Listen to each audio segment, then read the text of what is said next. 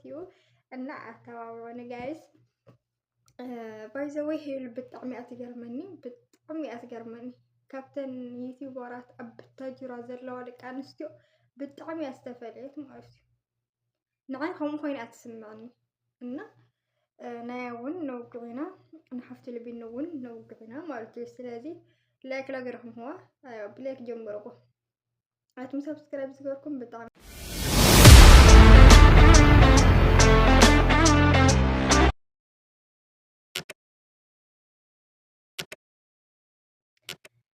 ሰላም ተኸታተልቲ የቲቲ ዩቲዩብ ቻናል ከመይ ኣለኹም ደኻልኹም ኣነ ሰላም ነይ እግዚአብሔር ኣምላኽ ይመስገን ከምዛ ኣነ ሰላም ዘለኹ ድማ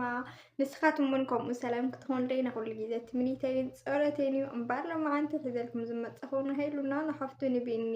ማለት እዩ እና ላይክ ሼር ሰብስክራይብ ከም ድማ ኣስተያየት በኮመንት እናሃኩም ኣበራታቱኒ ሓዳሽ ዩቲዩበር ሓፍትኩም እየ ማለት እዩ እና ኣተባባሪ ጋይስ ባይ ዘ ወይ ሄል ብጣዕሚ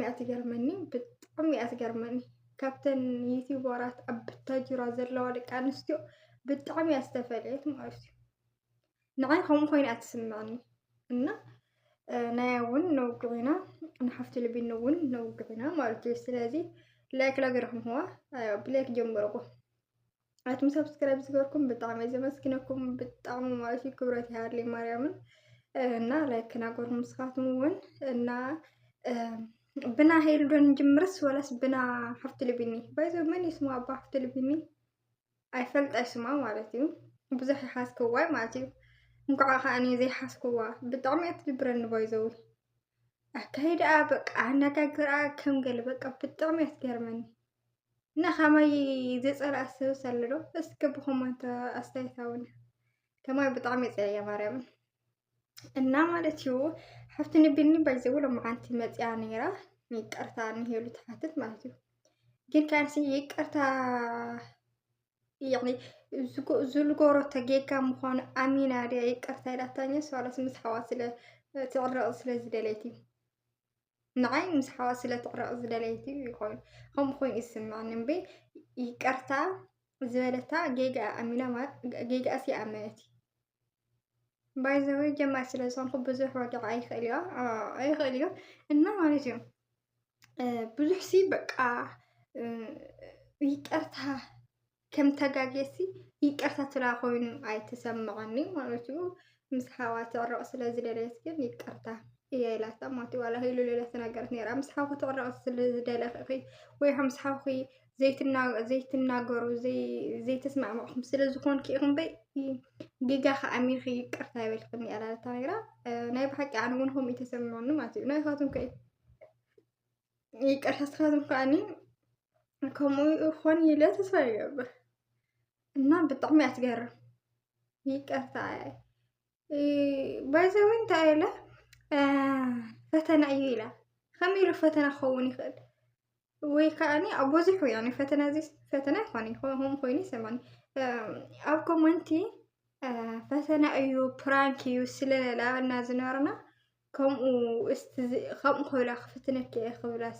ፈተና እዩ ገለ ክብላ እየ ገለላ ግን ፈተና ኣይመስሊ ጋይስ ፈተና ይመስል ስለዚህ ፈተና እዩ ፕራንክ እዩ ገለመለ ኣብ ግሩፍዮ ፋራ ጌርክና ስለለብ ፈተና ይትብለና ከም ስለንብል ኖርና ዲኹም ጌርክዮ ወይ ባይዞ ኮመንት ናረዩ ፕራንክ ሆን ገለ ይሆን ይሰርሑ ማለት እዩ ኣፍና ንጽፈሎ ሳቶም ካኒ ቁጭ አቡልና ቢቲቦ ማለት እዩ ስለዚህ ፈተና እዩ ስለንብልና ፈተና እዩ ኢላ ማለት እዩ ስለዚህ ስርዓት ሓዚ ሲልኪ ብሄል መጽና አይንፈቲ ወደ ጋይስ አይፈቲ እና ተጠንቀቂ ጠውልቅ ላልከይተተ ይቅርታ همزي ይሆን ስለዚህ እናገረን ገለ ስለዚህ ተናገረክና ሄል መጽያተ ተዓራቂ ረዚ አስሊ ወይኔ ባይዚ ወይኔ አዚ አብሱ ፈጣጣ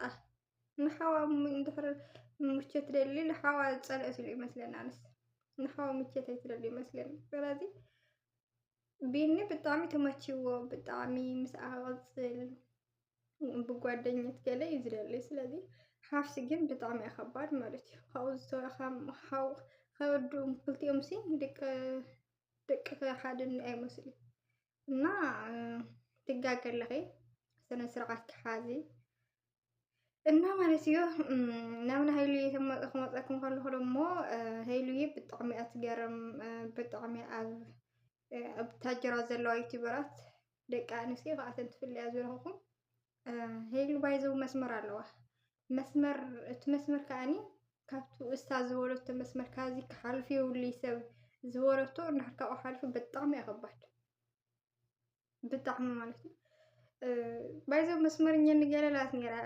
ኣብ ምንታይ ቪድዮታት ገለ መስመረይ ክሓልፍ ማንም ይኹን ማንም መስመር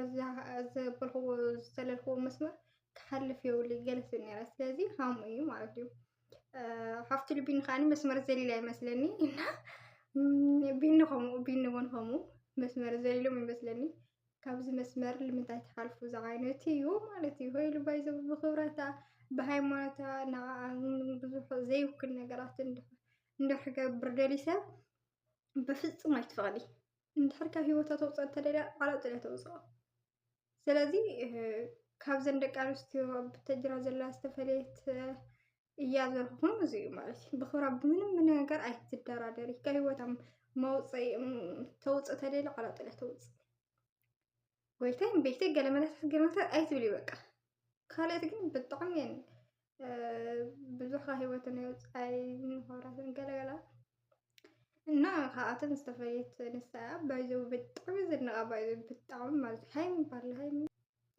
ኣለዋ እየን ግን ያው ዘን ካልኦት ከዓኒ ዘን ካልኦት ዩቲዩበራት ከዓኒ ንኽብረን ኣይከላኸላይ ገለ መለታት ማለት ይኾነ ግን ካብኣተን በቃ ናይ ሕልፍ ዝበለ እዩ እየን ያው ብዙሓት ኣለዋ ንኽብረን ዝብላ ማለት እዩ ብኽብረን ዝመፀን ዘይፈትያ ማለት እዩ ለሃይምኛዋ ዝፍቀር ብዙሓት እኒአዋና ግን ካብኣተን ግን እዚኣ ፍልይ ዝበለት እያ ማለት እዩ ብጣዕሚ ከዓ ተፍርሐኒ ማርያምን እንትኽብርላ ማለት እዩ ንኣብነት ድማ ሓንቲ ሊዛ ሓፍቲ ልቢን ብጣዕሚ ኢዳ ከምዚ ወጥወጥ ያላ በለትላ ነይራና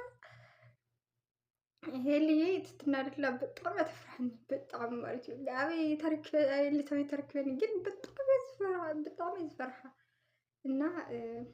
ሄልዬ ዝፍለያ ነገር እዚ እዩ እና በቃ